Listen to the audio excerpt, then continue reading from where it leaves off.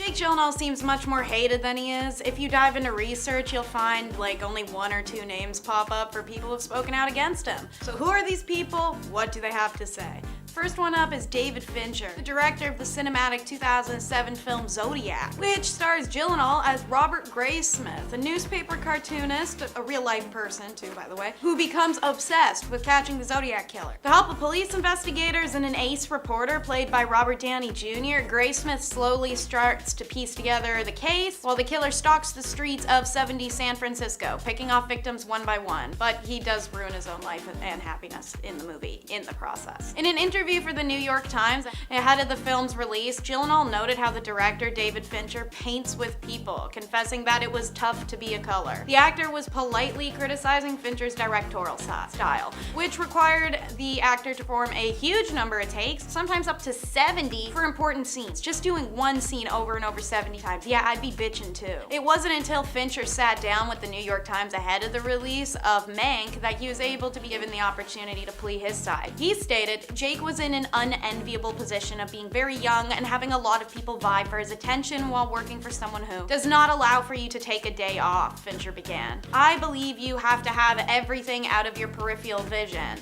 I think Jake's philosophy was informed by, look, he'd made a bunch of movies, even as a child, but I don't think he'd ever been asked to concentrate on a minute. And I think he was very distracted. With the release of Jarhead on the horizon, Gyllenhaal was being told that he was about to become a very big star indeed. Fincher recognized the damaging influence of CEOs and talent agents, so did all he could to hit the scatterbrained actor with, quote, the fastball. This led to frequent confrontations on set. There are definitely times when I can be confrontational if I see someone slacking, admitting people go through rough patches all the time. I do, so I try to be compassionate about it. But it's a $400,000 a day, and we might not get a chance to come back and do that again. Fincher went on to note the tensions had to by the end of the shoot, with Gyllenhaal even offering an apology. The second person is obvious. It's Taylor Swift. She and Jake Gyllenhaal had a PR relationship that started in November of 2010 and ended a month later in December of 2010. Swift first linked to Gyllenhaal, however, in October of 2010 when the pair spent time backstage at Saturday Night Live. In November 2010, they were photographed enjoying maple lattes in Brooklyn, spending Thanksgiving together, only 3 weeks into dating. Their PR contract then expired, and it was all over by December 2010.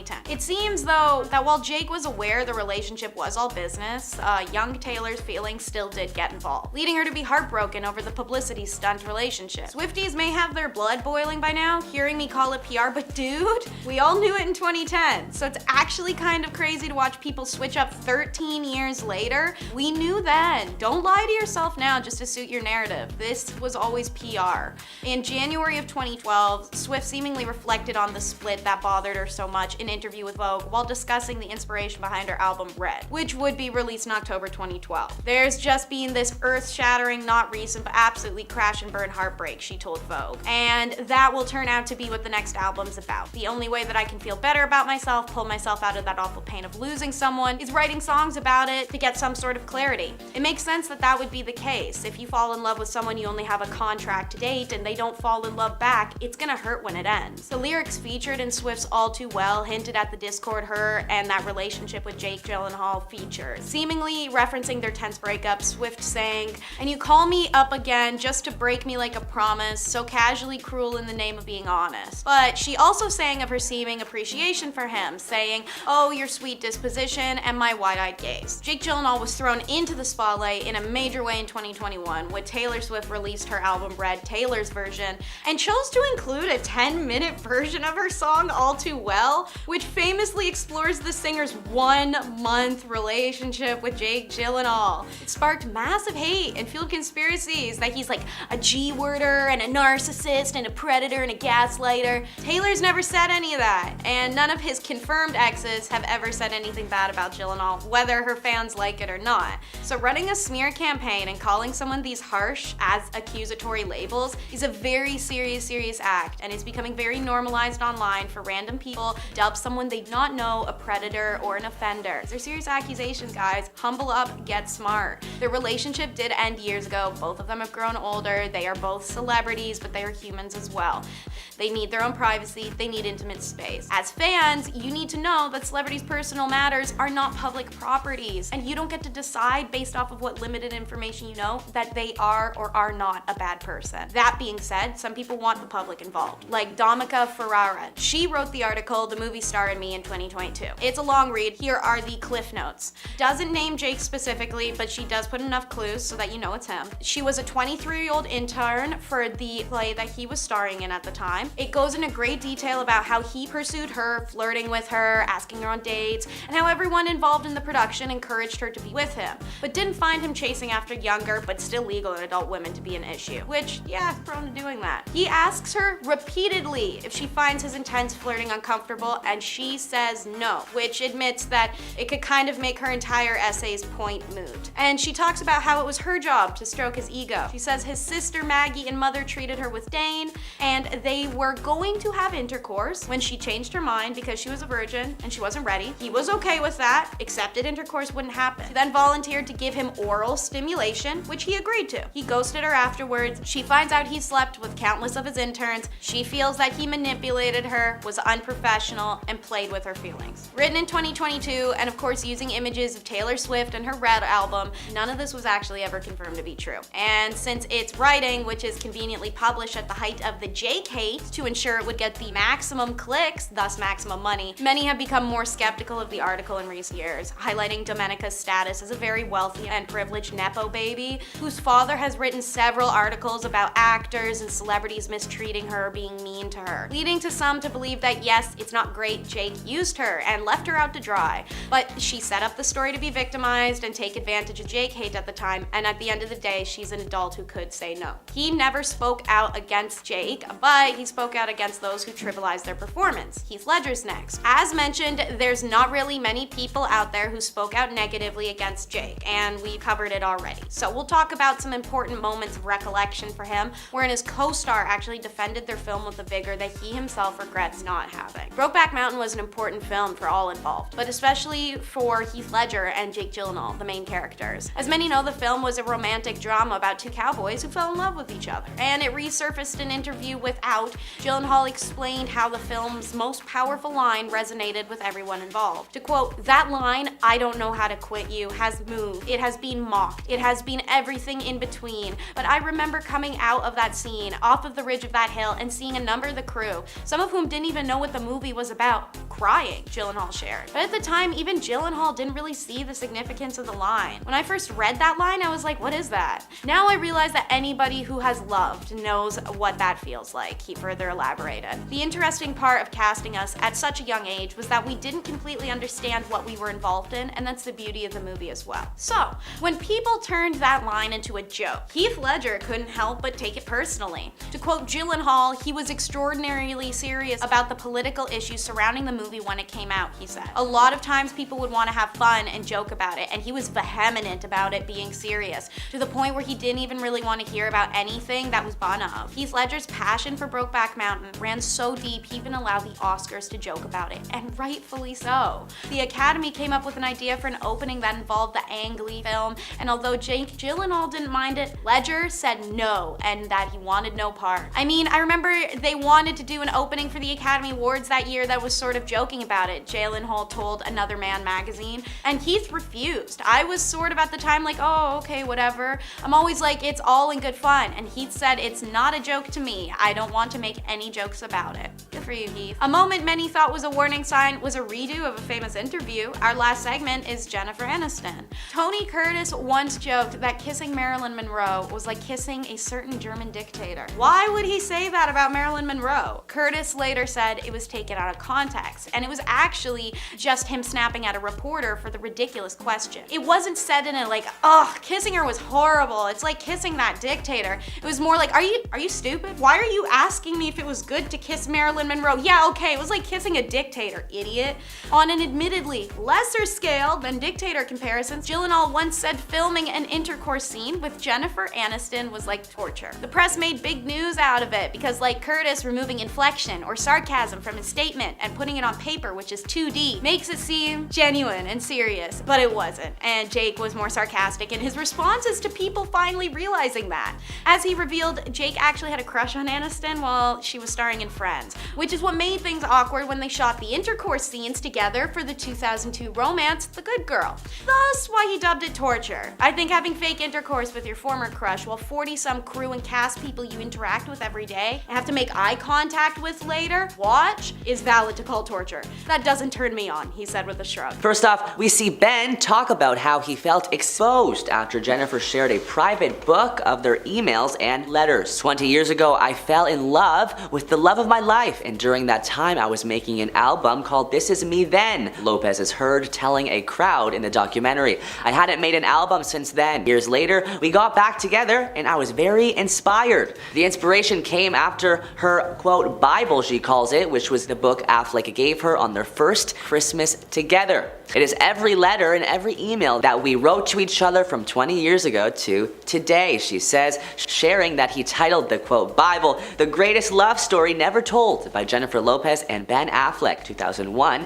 to 2021 and counting. Lopez placed the book in the studio and let her collaborators go through it for song inspiration. To Ben's surprise, Ben appears shocked and surprised to find out that Lopez shared this private book he gave her with everyone in the studio. When talking to the artist working with Jennifer Lopez, Affleck discovers that they gave him a nickname. I was like, you've been showing all the musicians these letters? Affleck says in the documentary, and they were like, yeah, we call you Pen Affleck. And I was like, oh my god. In the documentary, we also learned that Ben had some serious reservations of his love story being shared so publicly. I did really find the beauty and the poetry and the irony in the fact that it's the greatest love story never told, he tells the cameras. And if you're making a record about it, that seems kind of like you're telling it. In another scene, Affleck expresses how it was an adjustment for him to have her share their private life with the entire world. Jen was really inspired by this experience, which is how artists do their work, he says. I certainly do the same things, but things that are private, I have always felt are sacred and special because, in part, they're private. So this was something of an adjustment for me. Ultimately, Ben comes to terms with Lopez's project after realizing it's not all about their relationship. I don't really love being in the making of a documentary about my personal life, which is why I'm so relieved that I'm not really, well, it seems like I might be in this, but I'm not really, he says.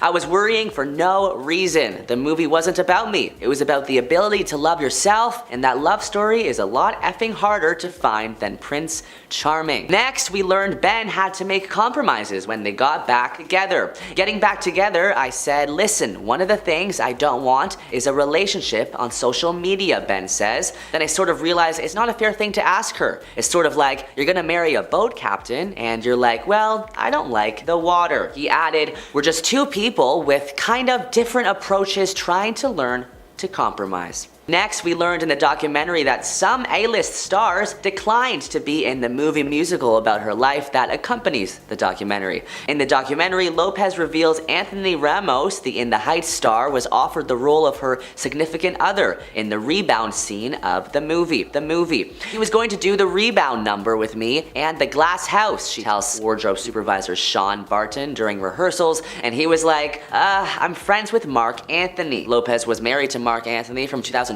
to 2014, and the pair share 16-year-old twins. The rebound scene that Anthony was supposed to be in shows Lopez in a toxic relationship with a drunken partner. The singer, however, never specifically mentions who the song and scene is about. We also see Jennifer crying about a past relationship and how it negatively impacted her self-esteem. She gets emotional as she recalls a relationship in which she says she was, quote, manhandled before she hit rock bottom and realized it was time to get out. Though she doesn't name the ex, singer and actress speaks candidly through tears about the experience and how it affected her going forward. Being thrown around and manhandled is not fun, she explains. I was never in a relationship where I got beat up, thank God, but I've definitely been manhandled in a couple of other unsavory things. Jen doesn't reveal who treated her that way, but her long career in showbiz has involved plenty of high-profile relationship in addition to her marriage now to Ben Affleck. Jennifer shares more about her past past toxic relationships by saying, quote,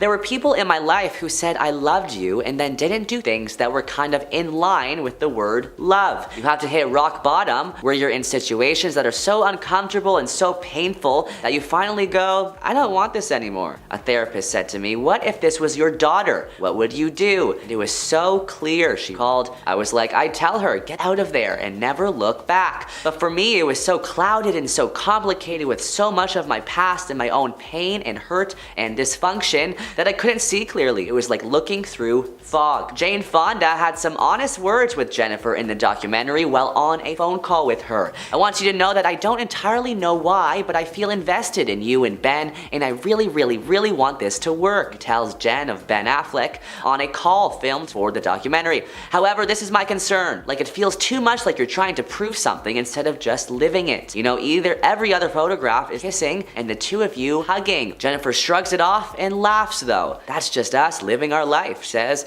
But Jane Fonda did have a point, and if Jennifer listened to her, it may have saved her from receiving horrendous reviews online after both movies came out. Some saying the movie musical is the worst movie ever made. One reviewer made a list called "The Reasons Why This Sucked." "I had no idea what was going on in the movie. There was no theme. Actually, there were too many themes. There were so many talented artists who were used more as props. They should have had bigger roles. This movie seems like an ode to herself for nailing down a man. It's not really about love. It's a movie about conquering a man." It's basically telling everybody that other relationships that her and Ben had were just filler until they could be together again. Her kids and Ben's kids are going to be watching this. Do they really need to know how much she loves making love to their dad? "We all know it's not her voice singing those songs, and if it is, auto-tune should get a lot of credit," the reviewer says. The reviewer finishes off by saying she's narcissistic, way too in love with herself, and for people clicking more than 2 stars, did you actually watch it? Or are you just clicking on 5 stars because you love this egomaniac? Thoughts in the documentary on former co-star Jane Fonda's phone call, saying Jane is still very protective of her and felt like you're putting yourself out there to get beat up again. Jane Fonda's concerns resurfaced when she thinks about photos of the couple at the Grammy Awards, in which Ben Affleck's disinterested expression became the target of memes galore and gossip about the pair's relationship. "I get real scared, you know, with all that about the Grammys and he looks unhappy, and I'm like, oh my god, what's happening?" Fonda told Jennifer. "Nothing," replied. Jennifer Lopez also revealed she got multiple no thank yous from more fellow celebs that she hoped would appear with her in the movie. Taylor Swift, whom Jennifer joined on stage during Taylor's Red Tour 2013, declined, according to Today.com. Jason Momoa, Jennifer Coolidge, Lizzo, Vanessa Hudgens, Ariana Grande, and Snoop Dogg also allegedly declined. Khloe Kardashian was another potential celebrity cameo who dropped out. "I don't want to force anybody to this who go, it's gonna be fun," Verse says in the film. "Nobody wants to say no to me, Benny. I get that," she tells her manager, Benny Medina. "But when an actor doesn't like a script good enough or is worried about it, that is what they'll say." Jennifer, who ultimately put $20 million of her own money in visual album, also admits in the film that the whole project made her nervous too. "People are scared to put out there. I get it," she says. "Took me a long time. I'm scared. I don't act like I'm scared. That's the secret to my whole effing career." Looking back on her childhood, Lopez also reveals that she felt very ignored by her dad and that her mother was always the center of attention. She got used to being around people who acted that way. Jen felt emotionally neglected as a child, Ben Affleck says. He continues drawing parallels between her longing for approval and his own past struggles with alcoholism. "It's a hard thing to look at somebody whose professional life is wildly successful and who on Instagram looks like they're living the happiest life in the world.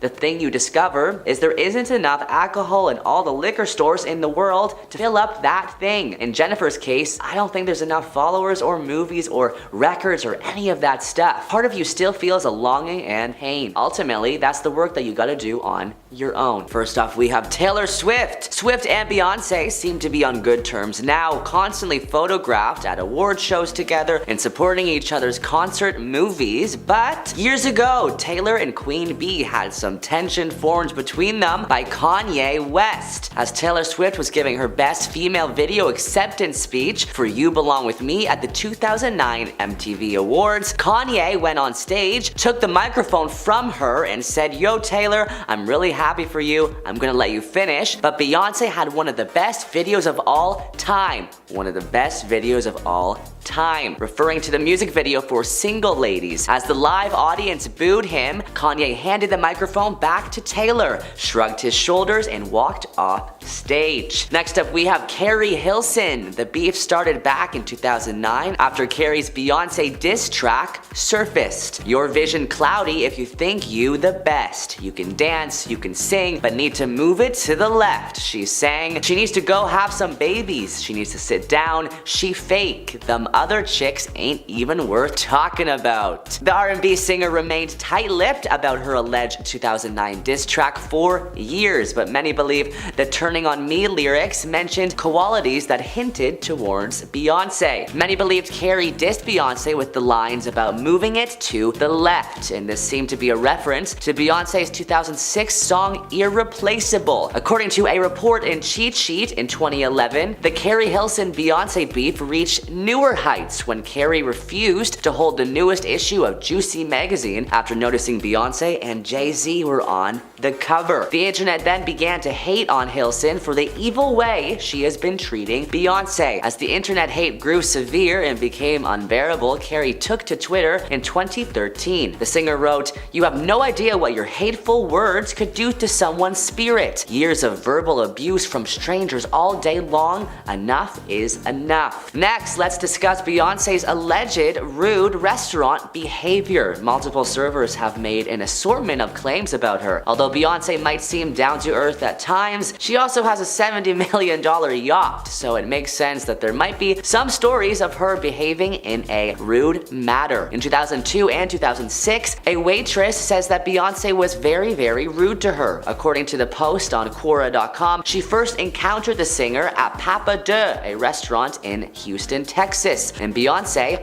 wouldn't look her in the eyes. Solange, Beyonce's sister, was nice, but Beyonce wasn't, she says. The waitress also came across Beyonce in 2006 at the NBA All-Star Game, which took place at the Houston, Texas Center. As the server posted, again, incredibly rude. "I get you are famous, but a true queen has class. So in my opinion, Queen Bee, or whatever she's called, can kiss my you-know-what." There's another story out there about a restaurant order connected to Beyonce. According to LouisvilleFuture.com, Beyonce was signing at the KFC Yum Center in December 2013, and Beyonce and the people working for her ordered a ton of food. Someone who worked for her came into a restaurant called Highlands Buffalo Wild Wings and paid for the $900 bill. The order was 4 salads, 5 burgers, fish tacos, fried shrimp, 20 chicken tenders, more than 100 wings, and more than 100 boneless wings. The problem? Not only did Beyonce's employee not leave any tip, which is impossible to believe when the restaurant bill is almost $1,000, but they weren't polite when ordering either. Mahogany Lucas, the cashier, even gave the employee free food, and there wasn't a tip there either. They said the employee was very rude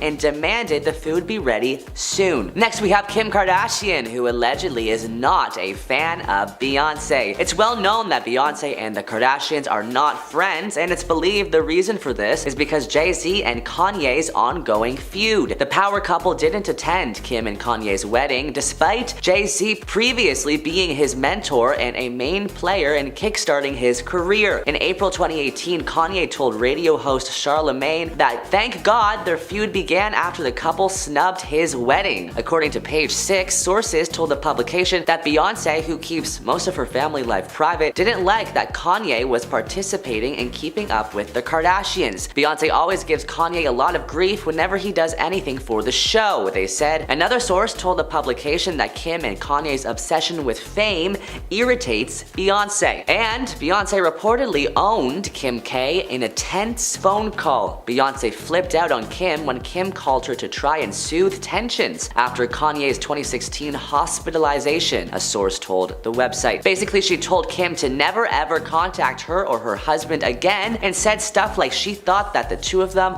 are made for each other because they're both talentless and pathetic. Next up, we have Wendy Williams. When Beyonce was set to release her HBO special, Life is But a Dream, Wendy Williams was quick to say, "I am a Beyonce fan. I'm gonna watch her upcoming documentary because fortunately, one of the TVs in our kitchen has closed captioning, so I'll be able to understand what she says." The audience began laughing nervously before Wendy went in for the kill. "You know Beyonce can't talk. She sounds like she has a 5th grade education," she says. This did not go over well at all with Williams' audience, who responded with several boos. "Excuse me, I just said I was a fan," she said, "but we have to call a spade a spade." Next up, we have Azealia Banks. Azealia has a lot to say about everything and anything except her own music that apparently is not doing too hot. In 2016, following the release of Beyonce's album Lemonade, Banks was quick to respond to writer Ta-Nehisi Coates' praise of the singer's work. "I don't think for a second that Beyonce was intelligent enough to come up with any of those ideas on her own," she tweeted. But there is an update on the drama, as just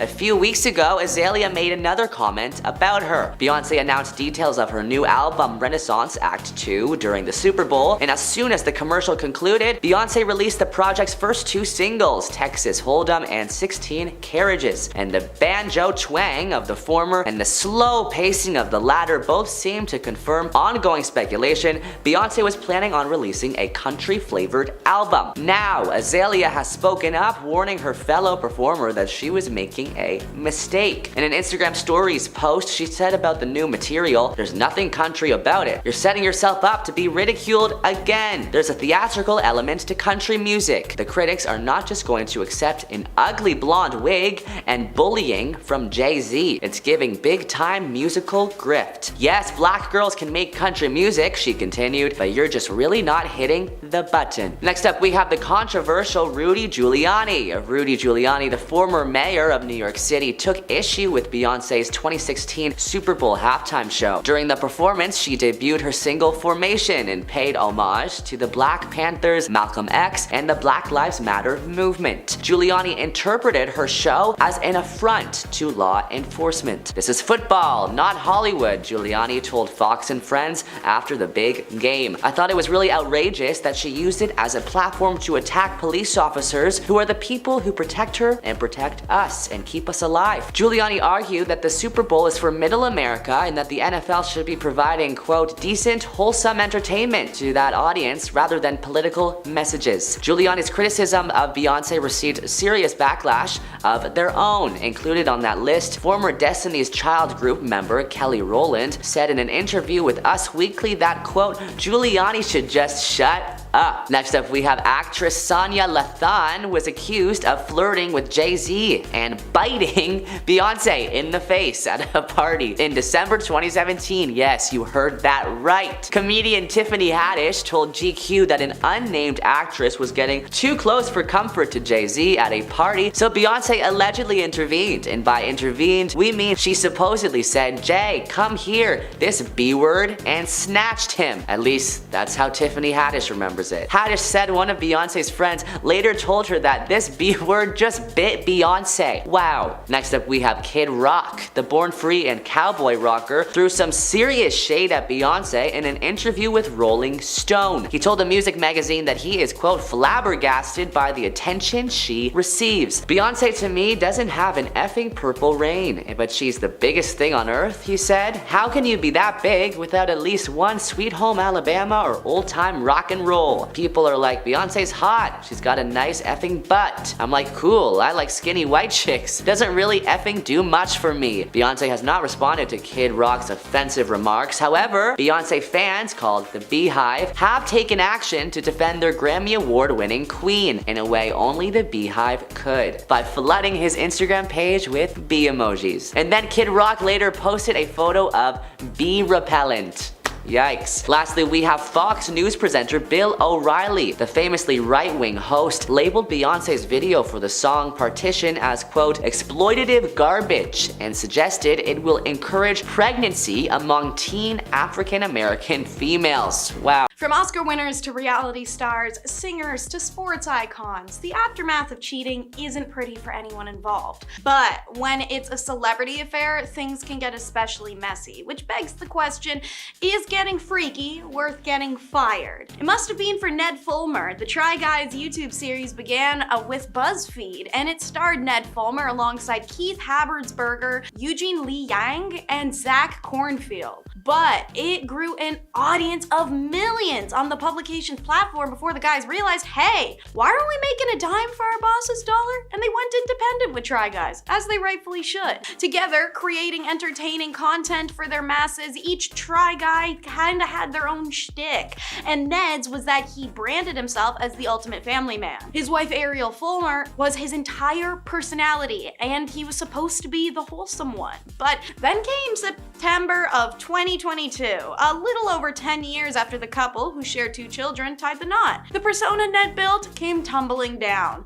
News broke via a Reddit chain that showed pictures of Ned cheating on his wife Ariel with Alexandria Herring, a producer at their company. The news and aftermath were an absolute whirlwind, and it resulted in Ned being kicked to the curb post a thorough internal review the same day the news broke. According to a video released by the 3 remaining members of the Try Guys the following month, a unanimous decision had been made to oust Ned, who wouldn't make any appearances on any more pre-recorded material going forward, but Ariel would. The story of a hidden love child forces one man to step down. Next up is Arnold Schwarzenegger. So, around May of 2011, there were rumors beginning to arise that Arnold had an affair with his longtime housekeeper, Mildred Patricia Baena, who's even fathered an illegitimate child with her, named Joseph, who bears a striking resemblance to the action star. These rumors ended up becoming so intense, Arnold is forced to step away from Governor of California role lest he face angry voters.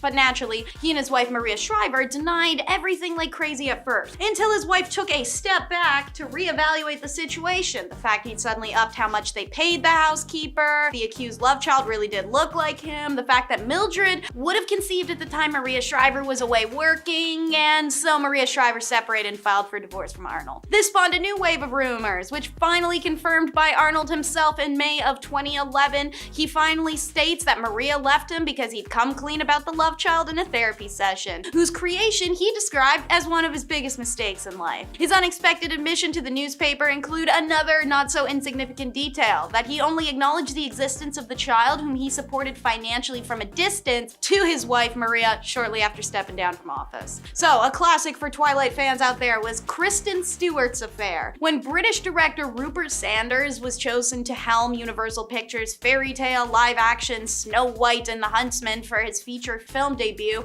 it seemed like the start of a promising career. But just a few weeks after the 2012 film's lackluster debut, he and the Huntsman star, Kristen Stewart really top off the movie's bad press when they're captured by paparazzi making out. So, Stewart had cheated on her Twilight co-star, Robert Pattinson, and Sanders was unfaithful to his wife of 10 years, Liberty Ross, with whom he had 2 kids. Both released public apologies. Kristen's is particularly desperate and brutal, and it doesn't help either of them. Ross and Sanders ended up divorcing, can you pause it there? And nothing substantial transpired between Stewart and her boss, who were both then dropped from the film's sequel casting. Her career takes a massive hit, and she loses several other roles and endorsements, and faces harsh criticism from the press and the public. Kristen also had to deal with the fallout of her relationship with Pattinson, who she described as her first love, which ended shortly after the affair's exposed. While Stewart's career has started to bounce back following the scandal, it took Sanders even longer to secure a second feature directorial gig with 2017's Ghost in the Shell, which was then crushed by critics. When your producer cheats, you divorce and fire him. Next up is Robert Mutt Lange. It's a saga worthy of a country song. Shania Twain and her ex-husband slash producer, Robert John Mutt Lange, were one of the music industry's biggest power couples. Their split later became one of its biggest scandals. So Shania Twain's 14-year marriage to the music producer Robert Mutt Lange came crumbling down down when she found out her best friend, Marie-Anne Thibault, and Lang had been having an affair since 2008. News she couldn't accept at first when Marie-Anne's husband, Frederick Thibault, told her. But by 2010, Shania is divorcing her husband and firing him as her producer. It was like I was kicked off my own bus while it was moving full speed, the Grammy winner told Red Book magazine in April 2011. But there's a very strange, happy ending here. Shania may have lost a best friend and a husband, but she gained a new love in her ex-best friend's now ex-husband. To quote her, "We slowly became very, very good friends," Twain told Ellen in 2011. "We had many months of just trying to make sense of everything, holding each other up. It was a very difficult time emotionally for both of us. I would say he was probably stronger than I was. He was a tremendous support. We were a support to each other and really found something beautiful in the end and unexpected." The couple then married in January of 2011. Ime Udoka was suspended from the Boston Celtics after allegedly cheating on his partner of 13 years, Nia Long, with a member of staff. News broke in September 2023 that he had been temporarily axed from the team following reports that he had violated their code of conduct by engaging in improper, intimate, and consensual relations with a colleague. And this public announcement is how Nia Long found out. Can you imagine finding out from your husband's workplace that he cheated on you when they put him on public blast? That's traumatizing, especially considering the couple, who first met back in 2010, can you pause it there, share a 13-year-old son named Kez, who also found out what dad did the same way. A few months after the news of Ime's alleged affair surfaced, a representative for Nia claimed to the clamoring for quotes press that the longtime couple were no longer together, but were remaining fully committed to co-parenting their son. Soon enough, the actor wound up discussing the devastating ordeal for herself in a candid chat with Hollywood Reporter, stating that, "I think the most heartbreaking thing of all of this was seeing my son's face when the Boston Celtics organization decided to make a very private situation public," she said. "It was devastating, and it still is. He still has moments where it's not easy for him," she went on. "If you're in the business of protecting women, I'm sorry. No one from the Celtics organization has even called to see if I'm okay, to see if my children are okay," she added. "It's very disappointing."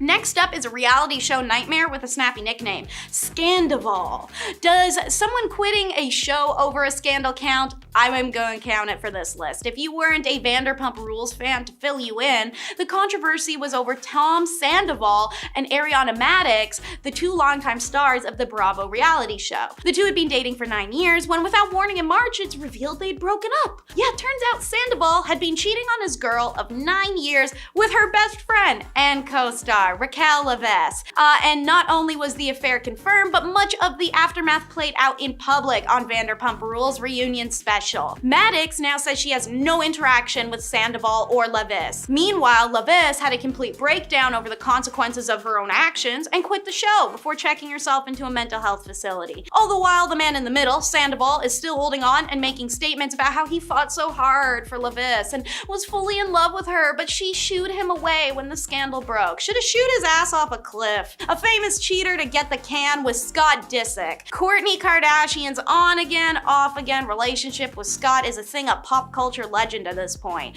They finally called it quits for what seems likely to be forever in 2015, but not before rumors of Scott cheating on multiple occasions surfaced as being the reason why. Scott and Kourtney were only on and off because the man could literally just not keep it in his pants. He was a brutal serial cheater. Kim and Khloe Kardashian once found texts to another woman on his phone, and after that, pictures of him partying on a boat with his ex hit the internet, prompting their last breakup. It's famously known in Keeping Up with Kardashian fanbase that Scott really didn't realize what he had in Kourtney until it was too late. And now he spends his time moaning and groaning over what he could have had with the mother of his children. Ultimately, in 2017, it leads to Scott being given the can by Kris Jenner from Keeping Up with the Kardashians for his unchanged way and exhausted role in the household. And while it never got him fired, Hugh Grant's affair demolished his career for several years, and it's so iconic I decided to slip it into this list. So, the British actor, who had just achieved playing the lead role in 4 Weddings and a Funeral, was meant to be in Hollywood to promote his latest film, 9 months, when he decided, as a local paper said, to take a walk on the wild side. He cruises down LA's notorious Sunset Strip at night. It's here he meets Divine Brown, real name Estella Marie Thompson, a local working girl who he paid $60 to give her some bruised knees. Catch my drift. Grant and Divine are caught and arrested, not for the adulterous act, but for the fact the adulterous act was happening outside in a public space. Grant, the long-term partner of actress Liz Hurley, was quick to release a statement of regret to the press. But it was Divine Brown who the press really wanted. News of the World gets the scoop from her, paying her $100,000 for her story, which was a blow-by-blow account and a now famous sentence Grant told her. "I always wanted to sleep with a black woman, that's my fantasy." The tabloids went crazy with it. The revelations came days before Grant faced sentencing and became a media circus. The actor, who did not attend the court, was ordered to pay a fine of $1,000. Having violated a custodial sentence, Grant's career rehabilitation began with an interview on NBC's primetime Tonight Show with host Jay Leno to apologize to the world. But the damage was done. The bust occurred 2 weeks before the release of 9 Months with Julianne Moore. Rotten Tomatoes gave it the approval rating of 23%. He co-starred then with girlfriend Elizabeth Hurley in Extreme Measures, and it flops. Mickey Blue Eyes flops as well. So it kicks off a 3-year-long hiatus, ending his relationship with Hurley as well. It wouldn't be until 1999 the hit Notting Hill gives Grant a comeback.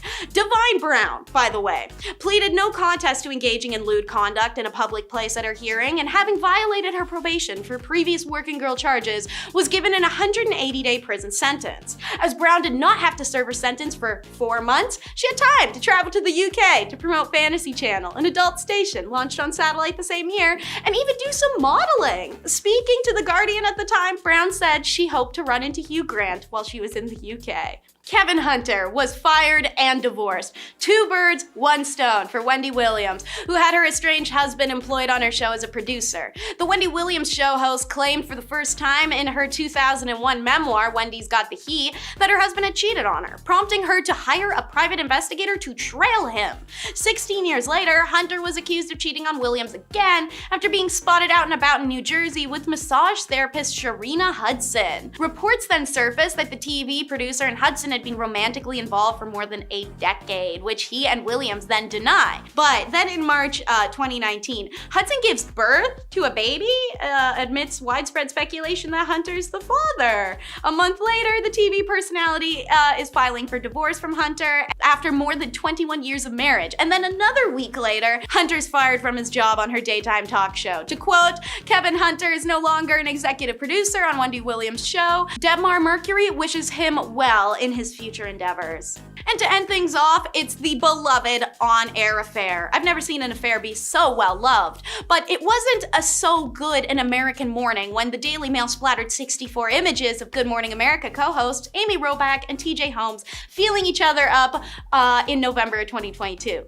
Given that both parties, were publicly known to be married at the time, the Amy Robach and TJ Holmes scandal began at the end of 2022, but as announced recently by the pair on their Amy and TJ podcast, they were ready to go public with their romance and respective in-process divorces at the time of those photos being taken, which they both insist was in motion before being caught. On December 5th, 2022, the duo were temporarily removed, can you pause it there, from the daytime television program as gossip about them reached a fever pitch. And even though Robach 50 and Holmes 46 had drafted respective statements to explain their sides of the story, they refrained from sharing them in order to not exasperate the issue. Maybe it would have been better if we'd released the statements, admitted Robach, but we were just trying to keep our jobs. This was 2 consenting adults who were each separated, a source close to them claimed. They were both broken up with their spouses in August within weeks of each other. But it didn't matter if they had broken up or not, because in early 2023, ABC President Kim Goodwin announced that the pair was leaving GMA, not so amicably. First up, we have Zach Galifianakis. The 2009 movie The Hangover catapulted Bradley Cooper to A-list status, and its subsequent sequels only helped to cement his place as Hollywood royalty. But despite starring alongside some well-liked comedians, Cooper and his co-stars apparently had some behind-the-scenes tension that came to the surface when a promotional event for The Hangover 3 in Brazil Brazil went badly after Zach Galifianakis refused to attend. The gossip behind the scenes is that there was a disagreement between the team the night before the event. Although it's unclear what the disagreement was about, Glamorama magazine also reported the stars were 3 hours late and branded Bradley as a diva. However, according to Page 6, the drama was actually down to a much simpler reason, which Warner Brothers confirmed in a press release. Zach Galifianakis is apparently afraid of heights, and the movie's press conference was on a peak in Brazil. An insider reportedly told Page 6 that, quote, the only way to get up there was by cable car, so Zach didn't personally appear, although he called into the press conference to let participants know and made a few jokes. Next up, we have Zoe Saldana. Bradley Cooper and Zoe dated on and off from 2011 to 2012 after meeting on the set of The Words. A source confirmed to E! News that the couple broke up just before New Year's Eve, seeing in 2013 separately. And even though they worked together since on the Guardians of the Galaxy, it seems as though there's no love lost between them. Saldana moved on just months later and was first spotted with her now husband, artist Marco Perego, in May 2013. The reason it's thought that Cooper and Saldana's relationship ended badly is because the actress told Marie Claire in 2014, quote, I've been in relationships where a man has disrespected me, and I don't need to be friends with that man anymore. There's a reason why you're called an ex. You cross a line. You need to know that you're going to walk this earth knowing that there's an individual who has no respect for you. Granted, Zoe didn't specifically name Bradley as the ex, but according to Us Weekly, the Avatar star was only romantically linked to one other person who she was with 11 years prior to hooking up with Cooper. Next up, we have Yolanda Hadid. Yolanda's daughter Gigi Hadid and Bradley have been dating for nearly a year now, but the supermodel mom doesn't seem to be pleased with any of Gigi's love interests. When Gigi was dating Zayn Malik from One Direction, there was constant drama between the mom and Zayn. The former One Direction singer was charged with 4 counts of harassment after an incident in September 2021, which he allegedly, quote, grabbed Yolanda and shoved her into a dresser at their Pennsylvania home. Reports also claim that Zayn got caught in an alleged dispute with Yolanda in which she claimed the singer, quote, struck her. Gigi has had many A-lister boyfriends before Bradley that include Leo DiCaprio, Cody Simpson, Joe Jonas, and even Lewis Hamilton. Next up, let's discuss the drama between Bradley and Barbra Streisand. While most people are pretty happy about the latest remake of A Star Is Born, one person was apparently mad about not being offered a part in the movie. According to a report in The Express, as the lead in the 1976 version of A Star Is Born, Barbra Streisand wanted a cameo in Bradley Cooper's update, but the director, Bradley, was not receptive. Per a so-called friend of Barbra, the superstar feels offended that nobody seemed to even want to acknowledge her, let alone take any of her advice. However, speaking to the New York Times in October 2018, Barbra made it clear that Cooper had been in touch with her about the movie and had even shown her a clip before its release. When asked if she'd seen the movie yet, Barbra replied, I haven't seen it completed. Bradley did show me the opening. I was surprised by how similar it was to my version. While her initial comments could be construed as shade, Barbra noted some things she really liked about what she'd seen so far. I love how he used the drag bar.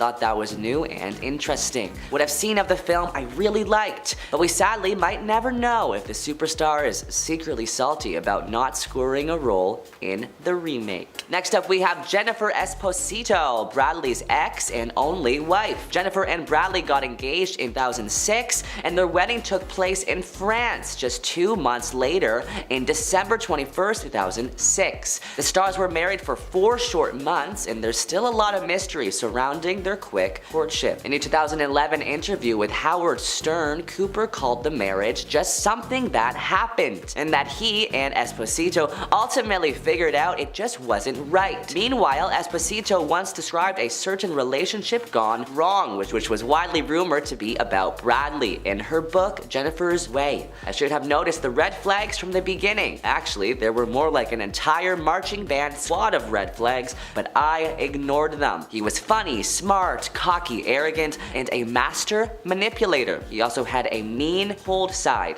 His personality could flip on a dime. Within days, my relationship hit an all-time low, and within a week, it was over. Abruptly, rudely, and with the exact callousness that I'd come to expect from him, but this time, I did nothing but agree to end it. Next up, we have Jennifer Lawrence. While Jennifer Lawrence and Bradley Cooper have worked together on several occasions and appear to be friends in real life, there's apparently one thing she cannot stand about him. During an appearance on BBC's The Graham Norton Show on May 23, 2013, Bradley revealed that following an on-screen kiss, Jennifer told him, "You're a wet kisser." Cooper joked that her review of his kissing technique hurt his feelings, explaining, "You never want to hear that. It was not a compliment." Next up, we have Nico Case. American musician Nico Case, definitely not a fan of Bradley or his directorial debut, and she's not afraid to say so. In a series of tweets posted in September 2018, Case made it clear she didn't like the newest version of A Star is Born or its leading man and director, Bradley Cooper. Case is known for her solo music and her work with her new band, and much of her criticism with The Wedding Crashers star seems to be related to his portrayal of a musician in the movie. As she wrote on Twitter, Bradley Cooper is the beige demon who makes sure very standard white dudes get to be in everything. He turns a scene to damp sugar quicksand with his treacly fingers and convinces you his vile incantations are him speaking some adorable French. I will fight him. Stand back. As if her initial tweet wasn't strong enough, she followed it up with a statement, quote, "The trailer sent me off a very unreasonable cliff," which is pretty self-explanatory. As if that wasn't enough, Case also then tweeted, "I want to vomit into Bradley's dewy man-child eyes. F off." Wow. Bradley's ex, Irina Shayk, has some honest things to say about why her and Bradley broke up after 4 years of dating and also having a daughter together. Bradley Cooper and Irina have reportedly split because the supermodel wanted more commitment from him. Irina decided to end her relationship with Bradley at the end of 2019 because she was reportedly fed up, grueling work schedule. A source told Entertainment Tonight, Irina truly had high hopes for their future together and felt once the baby was born they would find the time to marry, but it never came fruition. She wanted more from Bradley in every single way, but she was unhappy and felt he spent too much time working. Recently, Irina decided enough is enough. She didn't feel that she was getting the level of commitment she wanted, and the endless fighting made their life unbearable. They're very different people, and once they realized it was the baby that was holding them together, it was time to call it quits. Bradley is also getting the heat online for the way he directed Maestro, the life of Leonard Bernstein. In an interview with Spike Lee for Variety, Cooper said, quote, "When we shoot the movie, no one is allowed on set," for clarifying that producer Steven Spielberg was the only exception. Steven Spielberg came 3 times, but other than him, there's no one. It has to be a sanctuary.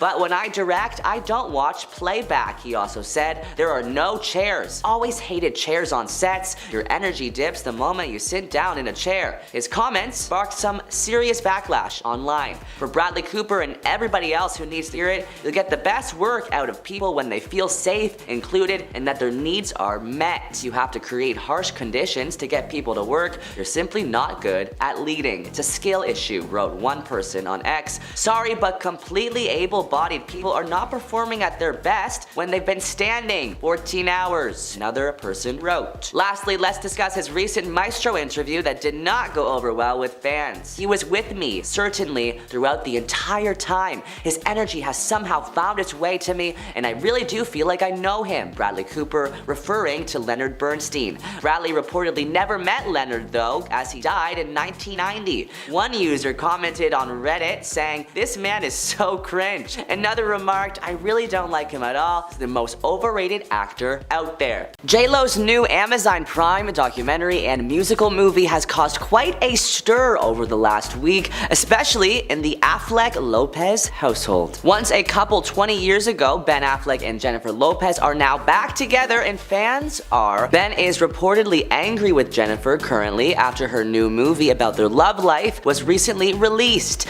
Insiders told The Heat that Affleck was reportedly scared that J-Lo's new film, This Is Me Now, would ruin his career, and apparently that fear has not dissipated. There is a very real risk that this film will not get the reaction she is expecting. Ben's been complaining to friends this could end up being Gigli 2.0. They said it will be especially embarrassing for him considering the career that he has built up and how seriously he takes his projects. He is scared he's made a big mistake getting involved. This is the second project they've worked on together, and since Gigli was so panned by critics, receiving a 6% on Rotten Tomatoes and losing over $60 million at the box office, it seems as though Affleck has been worried about the same treatment, and it allegedly caused problems in their marriage. Ben Affleck also recently admitted the romance forced him to make major compromises. Jennifer was really inspired by this experience, which is how artists do their work, Affleck said. They get inspired by their personal life. It moves you. I know as a writer and director, I certainly do the same things, but things that are private, I always felt are sacred and special, in part because they are private. So this was something of an adjustment for me. At a screening earlier this week for the documentary, Lopez said that her husband was a, quote, reluctant participant in the whole thing. According to People, she told the audience during a Q&A session, the other scary part was that I was bringing into it my husband, who was kind of the reluctant participant and a silent participant and all. Affleck still admits his hesitancy with having the spotlight on their relationship. It's the first time that she's done something as an artistic form of expression that was purely for the sake of what she had to express. It was about bringing out the things she felt inside that she just wanted to say, Affleck said. And I don't really love being in the making of a documentary about my personal life, which is why I'm so relieved that it's not really, and it seems like I might be in this, but not really. I was worrying for no reason. The movie wasn't about me, it was about the ability to love yourself, and that love story is a lot effing harder to find than Prince Charming. Celebrity matchmaker Alessandra Conti notes that there's been a shift in how the public engages with famous couples. Navigating the complexities of fame and having a very public relationship was challenging back in the early 2000s, but now it has reached a different level. Every couple who is remotely in the public eye experiences an intense level of scrutiny, especially with the dawn of social media, she told Fox News. However, J-Lo and Ben have kept a relatively low profile when it comes to social media, and although they're supporting each other at professional events, they have kept the intimate details of their relationship private. This is a smart strategy, and as long as their privacy is maintained, it is a sustainable situation for him and J-Lo. Ben also needs to understand that whoever he dates, he will be scrutinized in the public eye. This is one of the trade-offs of fame, she says.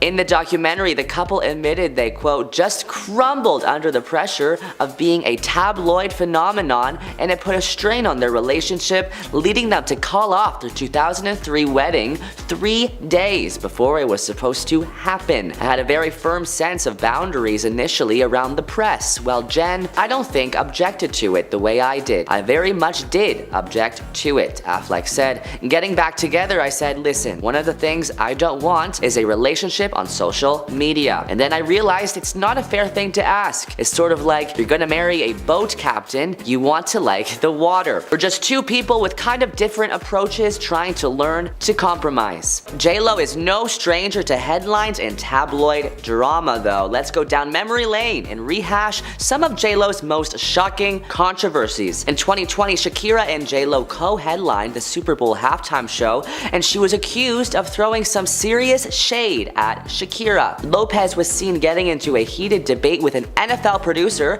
about her idea to have caged child performers on stage, a reference to the living conditions that youngsters face at border detention centers. She said, I'm trying to give you something with substance, not just us out there shaking our effing butts and effing belly dancing. I want something real. I want something that's gonna make a statement, that's gonna say that we belong here and we have something to offer. However, the use of the term belly dancing, something which Shakira is very famous for, left many believing that she was dismissing her co-star's contributions. Jennifer Lopez was also accused of being insensitive to her husband's addiction issues in 2023 when she launched her own brand of alcoholic cocktails. The Let's Get Loud singer put her famous name to Dalola, a range of drinks created with mixologist Lynette Marrero. But having only just walked down the aisle with Ben Affleck, a recovering alcoholic, this latest business venture left a sour taste for some fans. There's also a rumor that J.Lo didn't used to sing on her old records. Rumors had been circulating for years that Jennifer Lopez had more than a little vocal help on hits such as Play,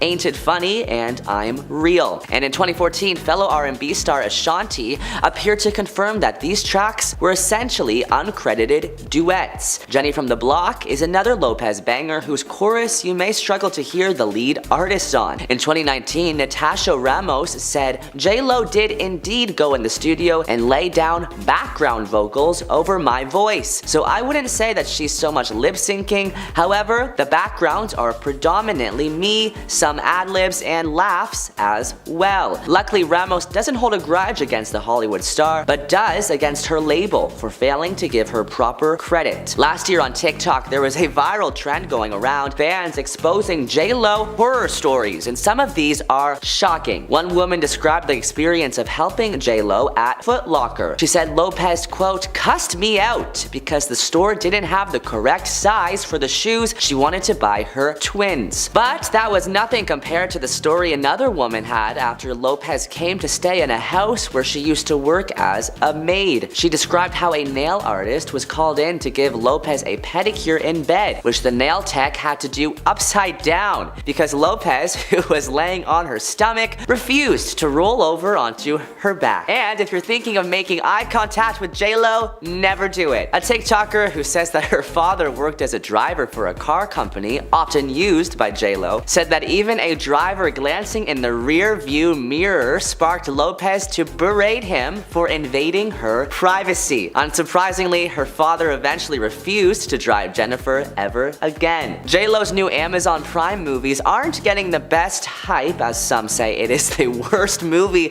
ever made. One reviewer made a list called The Reasons Why This Sucked. I had no idea what was going on in the movie, she says. There was no theme, actually. There were too many themes.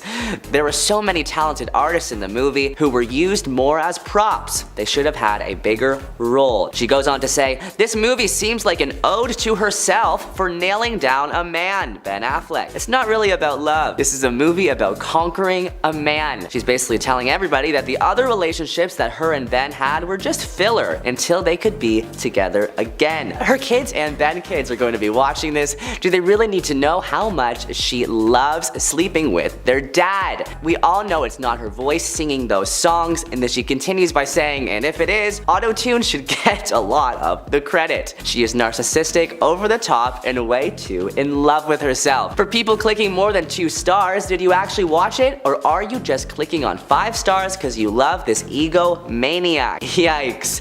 Alright, back to Ben and Jennifer. More inside details of their private life were released in her accompanying documentary that was just released this past week. Early in the documentary, Lopez reveals that she showed her musical collaborators a collection of letters that Affleck gave to her as a gift. This book is a book that Ben gave me on our first Christmas back together. It's every letter and email that we wrote to each other from 20 years ago and today, she says. The cover of the thick binder says, handwritten, The Greatest Love Story Never Told by Jennifer Lopez and Ben Affleck, 2001 to 2022 and counting. Jennifer explains, it became like our Bible and we just left it there in the studio. Ben Affleck, however, was surprised their correspondences were made public. I was like, you've been showing all the musicians all these letters? And they were like, yeah, we call you Pen Affleck, he recalls in the documentary. I did really find the beauty and the poetry and the irony in the fact that it's the greatest love story never told, and if you're making a record about it, that seems kinda like you're telling it. He adds later that he had to adjust to the change. But things that are private, I've always felt are sacred and special because they're private. So this was something of an adjustment for me.